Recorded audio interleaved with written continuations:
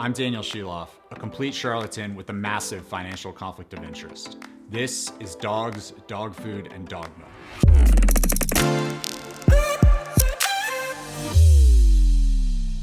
If you've watched other videos in this series, then you might already know that pet food producers in the United States aren't required to tell consumers how much carbohydrate is in their product. Fortunately, there are ways that we can figure this out even though the information itself isn't on the label.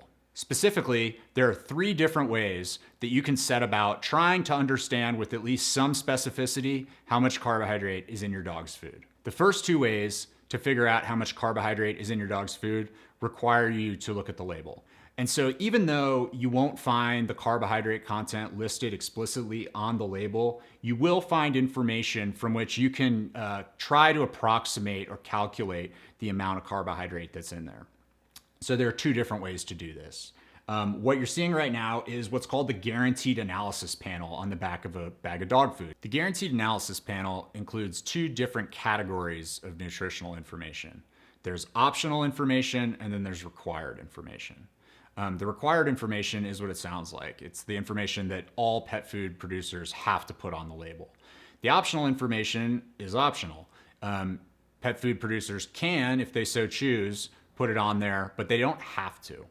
So the first way to figure out how much carbohydrate is in your dog's food is to use that optional information if it's there. Specifically, you want to look for the amount of starch and the amount of sugar. Those will be listed in the guaranteed analysis panel as maximum quantities. So what that's telling you is that the maximum amount of starch and sugar is whatever percentage-based expression you see there. Those are essentially 2 different types of carbohydrate. Many folks appreciate that, although many don't. And basically, in order to figure out how much carbohydrate is in your dog's food, you can just add those 2 quantities together. Starch plus sugar equals total amount of digestible carbohydrate. The second way to use the guaranteed analysis panel to figure out about how much carbohydrate is in your dog's food is to use the required information. So this is what you'll have to use if your producer is like the vast majority of pet food producers and decides not to tell you how much starch and sugar is in there.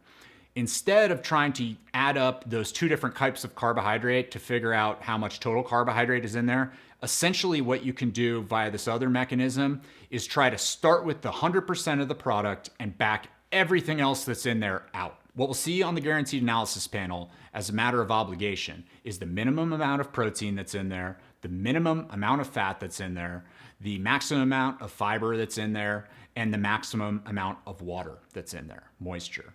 And so what we can do is we can start with 100, meaning 100% of the product, and back all those other components out.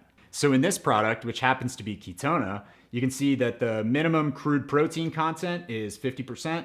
You can see that the minimum crude fat content is 16%. You can see that the maximum fiber is 11 and that the maximum moisture is 10.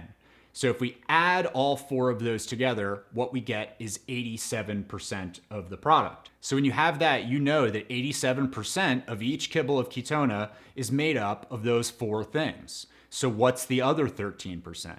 The other 13% is possibly 2 different things. It's either ash or it's digestible carbohydrate. Unfortunately, ash isn't one of the required elements to be on the guaranteed analysis panel. As you can see from this label of Ketona, we do provide a maximum ash statement in our product. And so you can see that in this case, it's 9%.